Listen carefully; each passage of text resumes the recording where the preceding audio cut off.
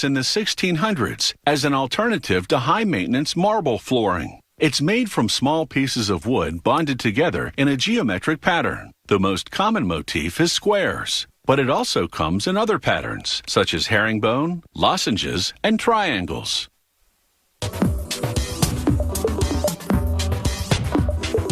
Parquetry can be made of laminate or plywood.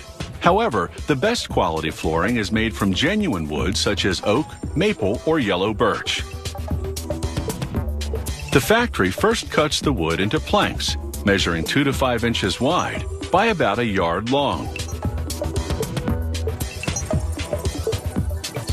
A drum saw then cuts each plank into 6 blocks about 6 inches long, while an inspector discards any misshapen ones. The blocks then move through a planer that shaves a fine layer off both sides.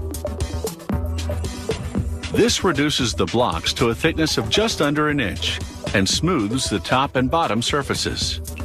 Next, the blocks run through a saw with 10 blades that slice them into strips measuring 0.3 inches wide by 6.2 inches long.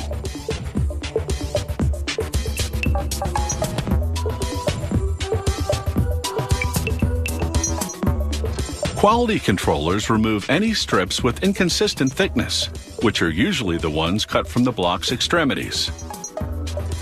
The good strips continue on to another area, where they undergo a more thorough quality control inspection. A worker checks the tops and bottoms, then lines them up on a conveyor belt, good side up. She also discards any substandard strips that may have slipped past the first inspection. The conveyor belt then flips the strips over. This positions the strip's underside facing upward.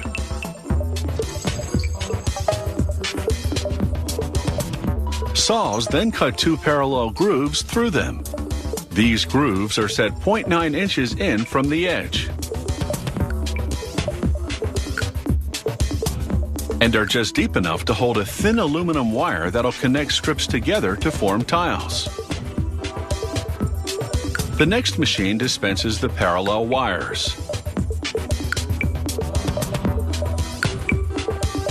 A wheel pushes the wires deep inside the respective grooves. After every 7 strips, the machine cuts the wires and starts new ones. The 7 linked strips form a 6-inch square tile. An end-matching machine now squares each tile so that the 4 corners are precisely 90 degrees.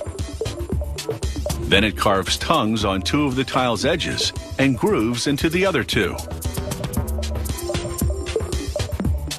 4 tile feeders then drop tiles into an assembly machine that inserts the tongues into the grooves. The machine then applies hot glue, which bonds the 4 tiles into one larger tile measuring 12 by 12 inches.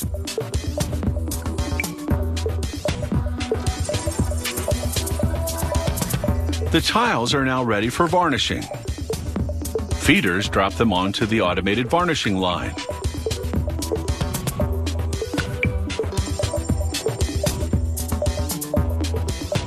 The tile surface gets a sanding.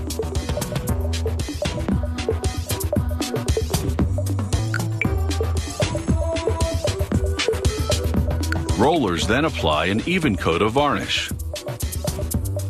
From there, the tiles immediately pass under ultraviolet light. This dries the varnish within a second. Then the process repeats 3 more times for a total of 4 coats of varnish. Workers then stack them in tens, at the same time doing a final inspection and discarding any tile that has a less than perfect finish. On the packaging line, each stack gets a label and clear plastic wrapping.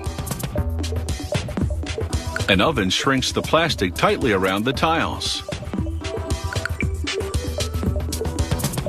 Those 4 coats of varnish made this parquetry super durable.